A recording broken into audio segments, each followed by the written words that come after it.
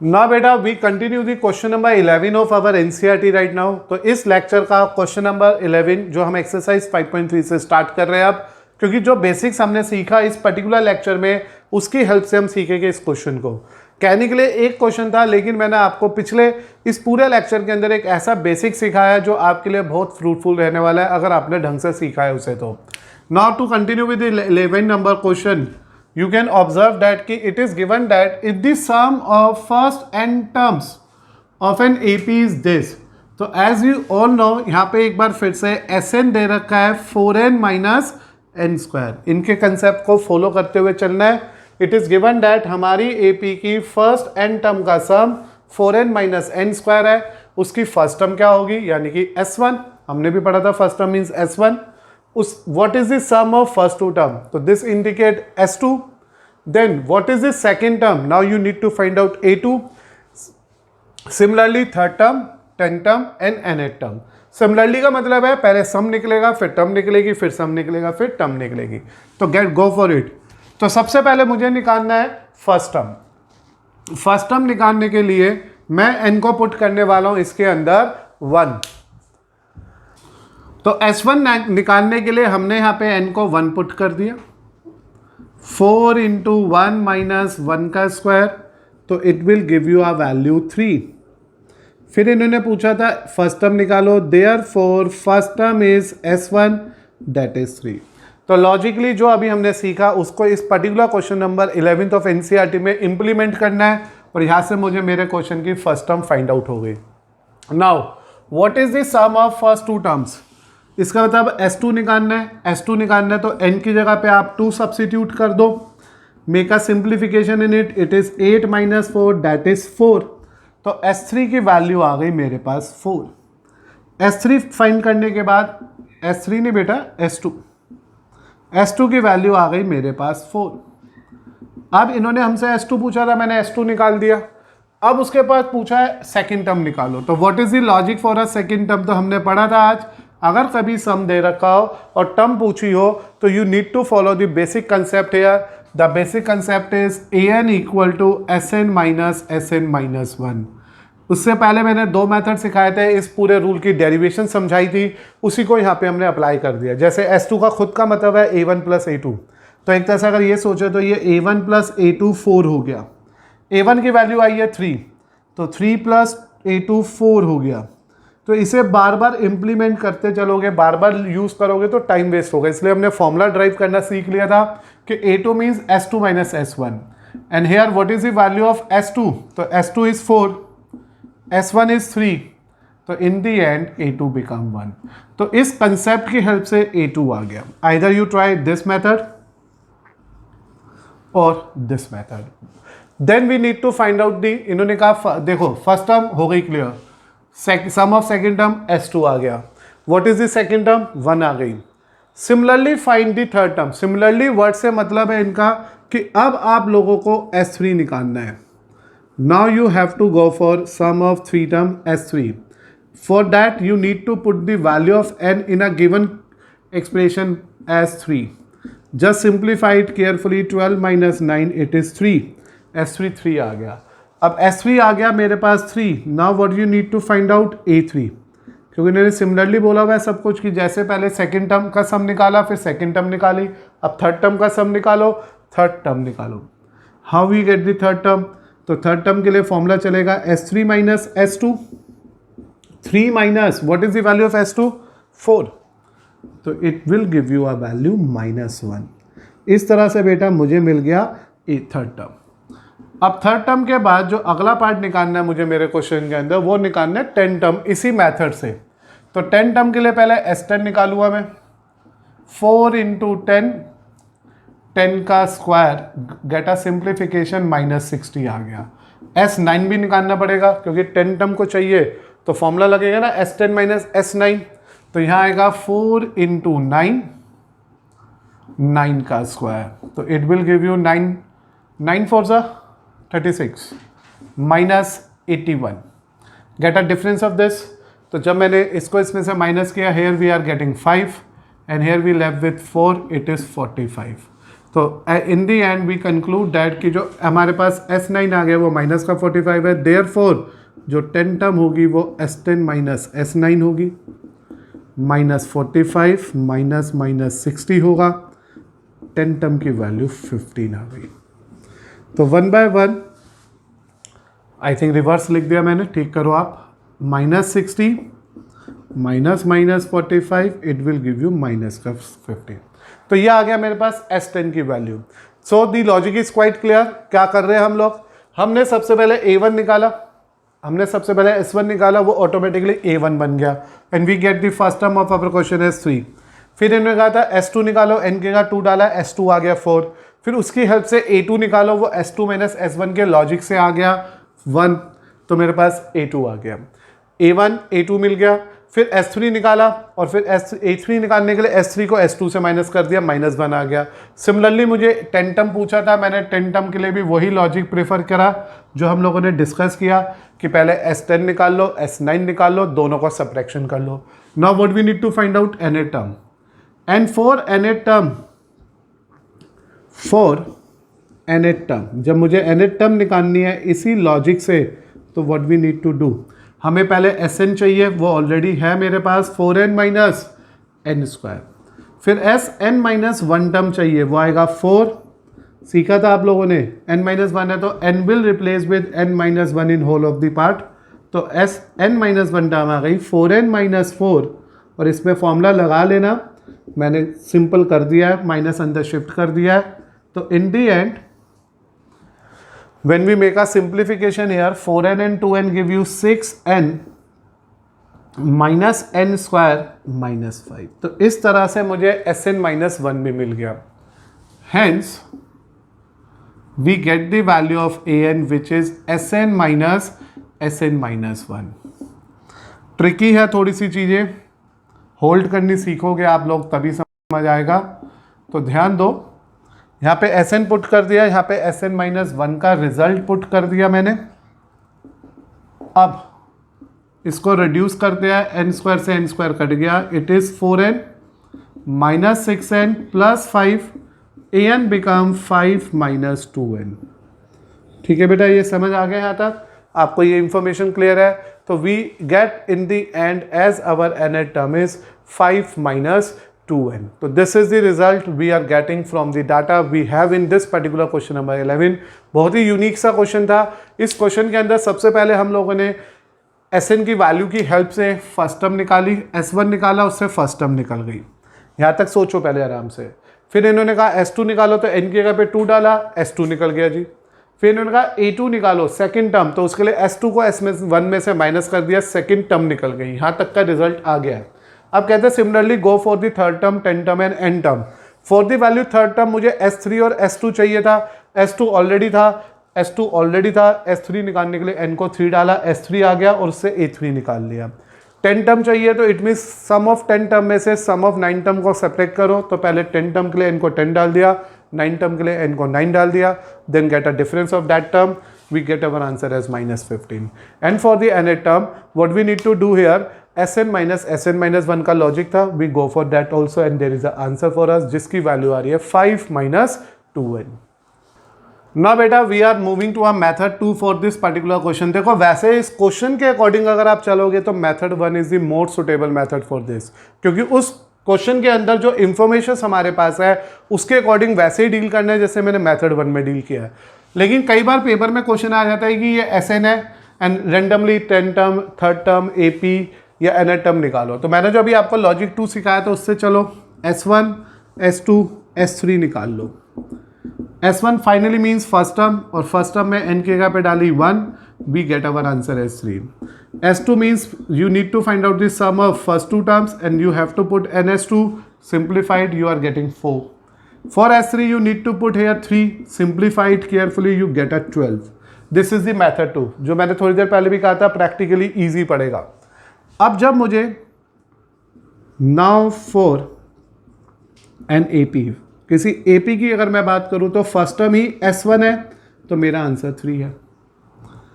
A2 S2 minus S1 है, जैसे हमने अर्लियर डिस्कस करा, तो 4 माइनस 3 मेरा आंसर 1 है।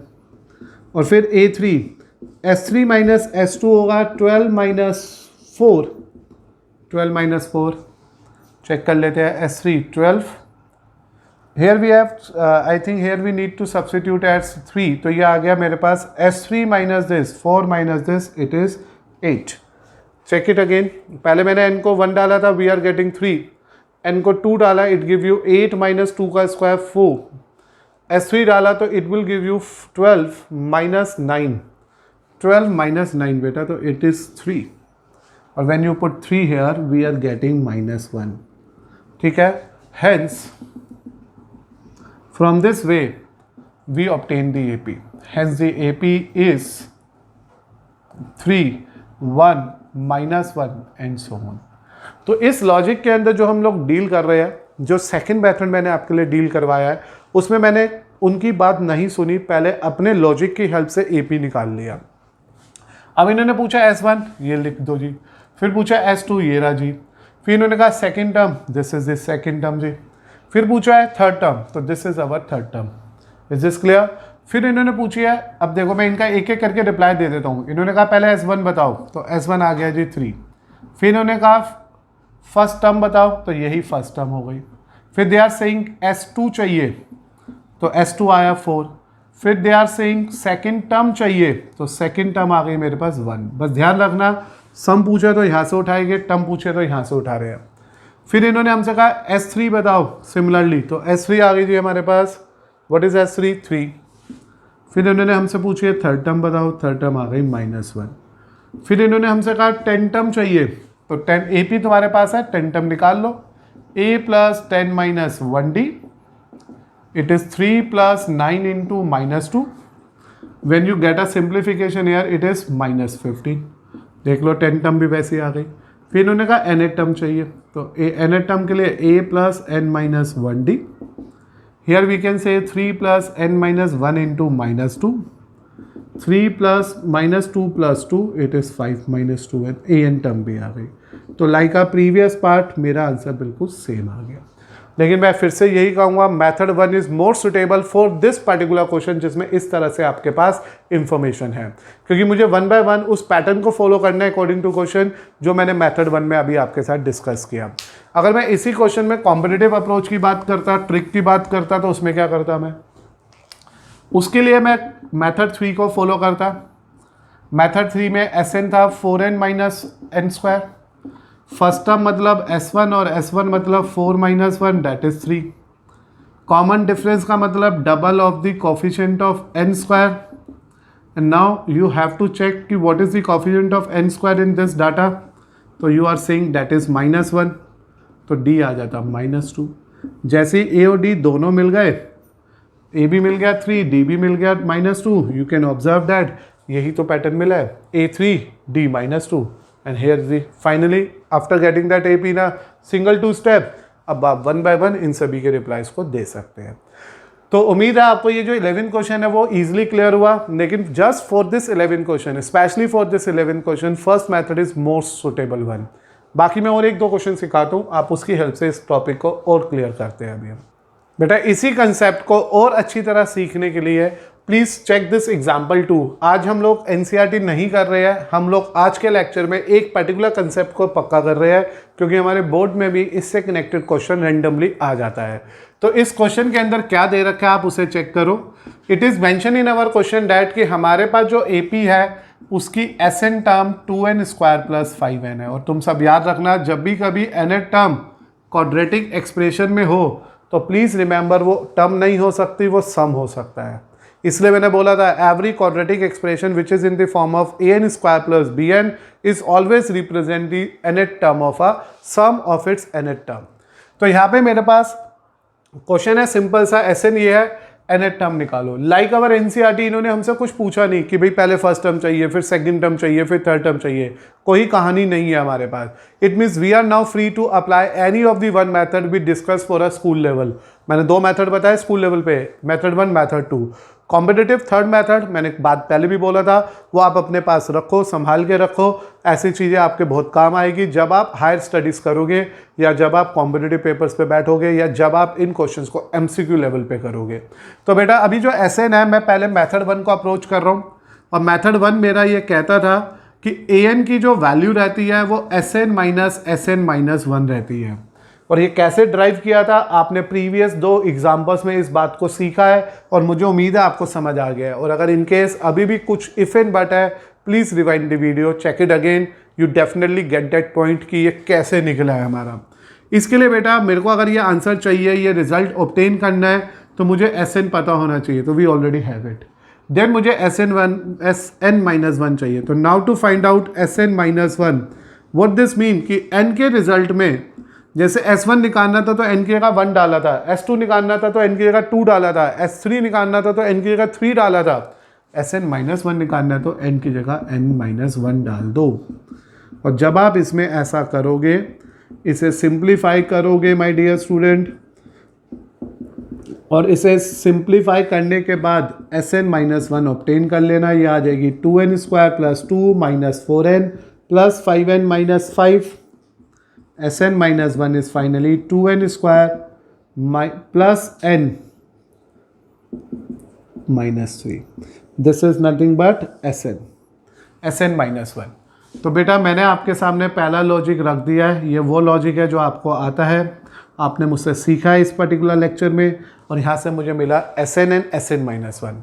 नाउ बेटा just to get the value of an you have to put this result. यहाँ लिख दो 2n स्क्वायर प्लस 5n, और यहाँ क्या लिखने वाले हो, यहाँ लिख दोगे आप 2n square plus n minus 3। Please remember that कि जब आप इस क्वेश्चन को सॉल्व करोगे, इन दी एंड जो भी टर्म आएगी nth टर्म की वो लीनियर एक्सप्रेशन आएगी, और यही इन दोनों में बेसिक डिफरेंस है। What is that basic difference, कि जो हमारी nth term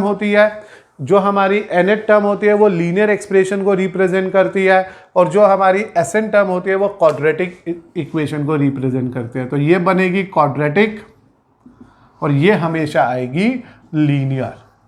this you need to remember. यही दोनों के बीच में बहुत बड़ा बेसिक सा डिफरेंस है। Every nth term is a linear expression, every sum term is an quadratic expression. Now बेटा we have to go for a method 2 also. मैं अब यहाँ से मेथड 2 भी आपको समझा रहा हूँ। Check that method 2 also. In a method 2, ये मेथड 2 और मेथड 1 दोनों स्कूल लेवल के मेथड है जिनको आप आराम से अप्लाई कर सकते हो अपने क्वेश्चन में।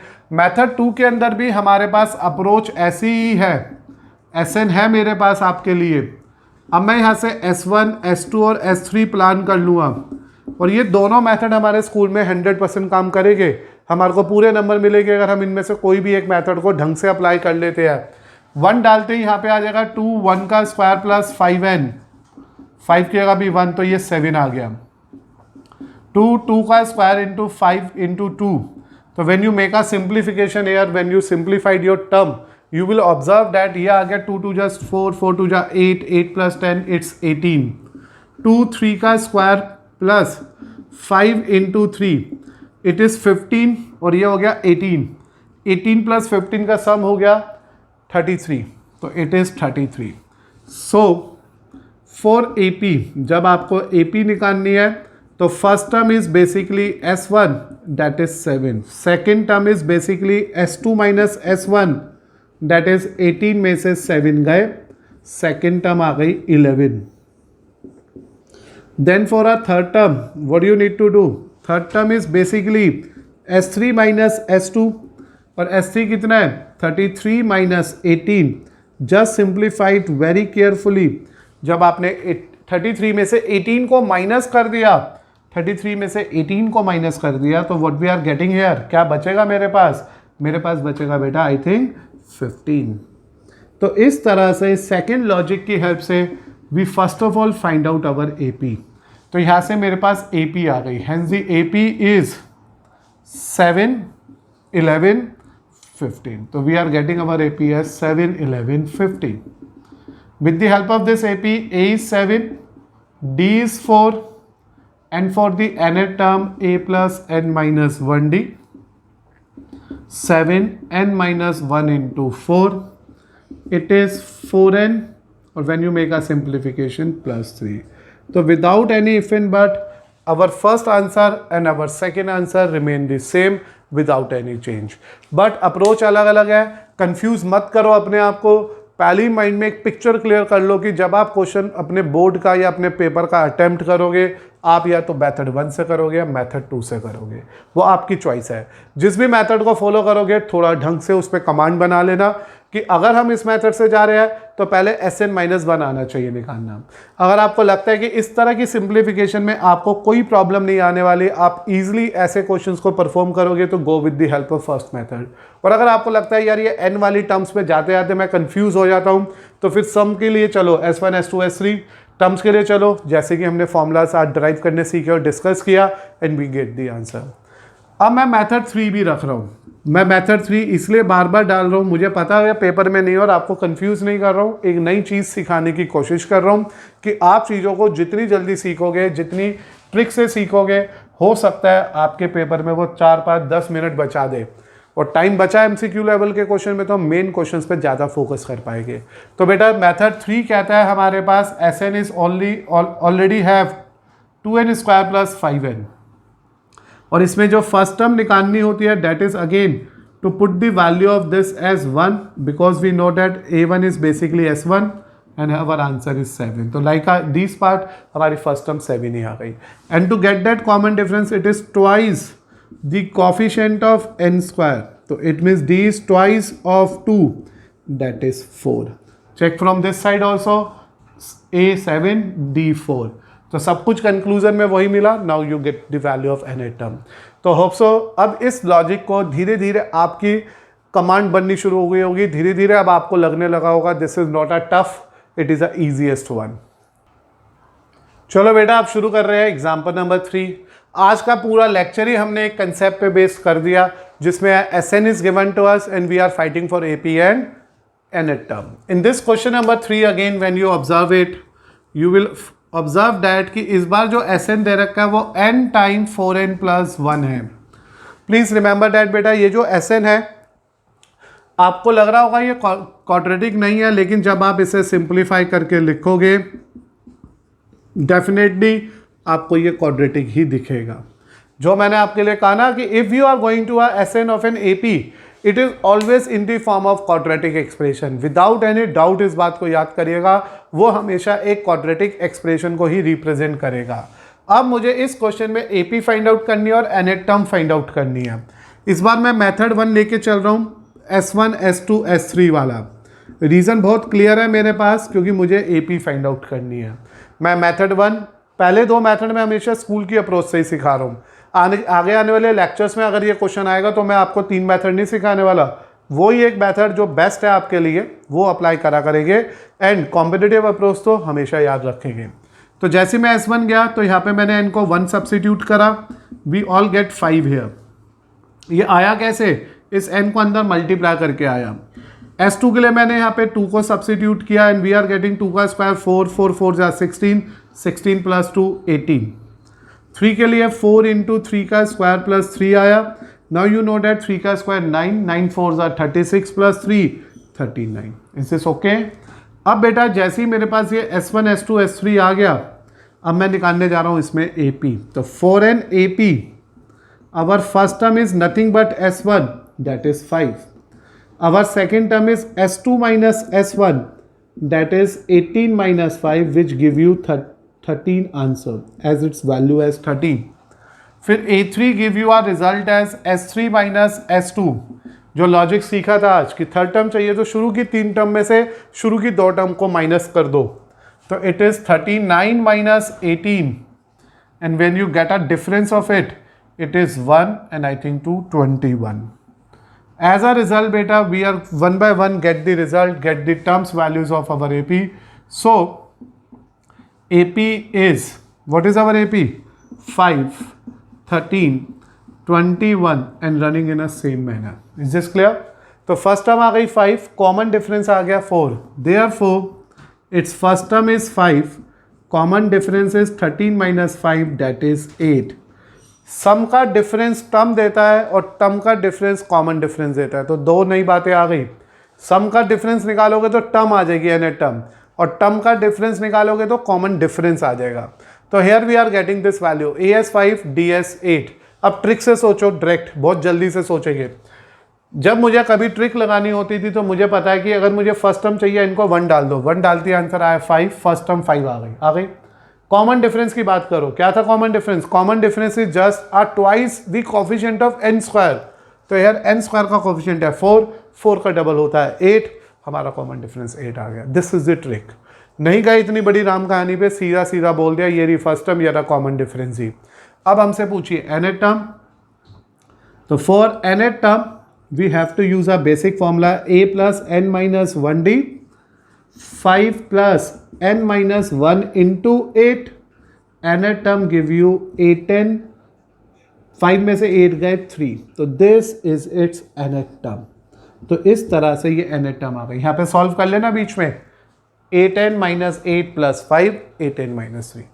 तो मेथड 1 से हमारा क्वेश्चन आया। इस बार मेथड 1 को मैंने अप्रोच किया क्योंकि मेरे क्वेश्चन में मुझे एपी चाहिए थी, and for that particular AP मैंने A1 A2 A3 प्लान किया पहले, और जैसे ही A1 A2 A3 प्लान हो गया, सिंप्लीफाई हो गया, मेरे को टर्म एपी मिल गई, और जो nth टर्म पूछी थी nth टर्म आ गई। मेथड 2 चलता तो उसमें मैं पहले ही an टर्म का बेसिक फॉर्मूला लिखता, Sn minus Sn minus 1, Sn is already there. अब मैं किसकी वैल्यू निकालता पहले? Sn माइनस 1 की, और वो आती 4 इंटू n माइनस 1 का स्क्वायर प्लस n माइनस 1। अब मैं इसे सॉल्व करता, यह आता 4n square plus 4 minus 8n plus n minus 1। थोड़ा टाइम बचाने के लिए मैंने 4 और स्क्वायर एक साथ खोल लिया, 4n square minus 7n plus 3, ये Sn माइनस 1 आ गया। देखो अप्रोच आपको खुद होल्ड करनी आनी चाहिए, आइदर यू प्रेफर दिस और दैट, आंसर कभी चेंज नहीं आएगा। देयरफॉर an टर्म में पहले Sn की वैल्यू रख देते हैं। What is the value of our Sn which is already given to us? 4n square plus n, and here 4n square minus 7n plus 3। एक बात आपने पिछले 4-5 एग्जाम्पल्स में या क्वेश्चंस में नोट करी होगी कि जो n स्क्वायर वाली टर्म है वो हमेशा सेम आती है, क्योंकि हमारी nth टर्म कभी क्वाड्रेटिक आती ही नहीं, वो लीनियर आती है। तो nth टर्म की वैल्यू आ गई when you make it simplification 8n minus 3।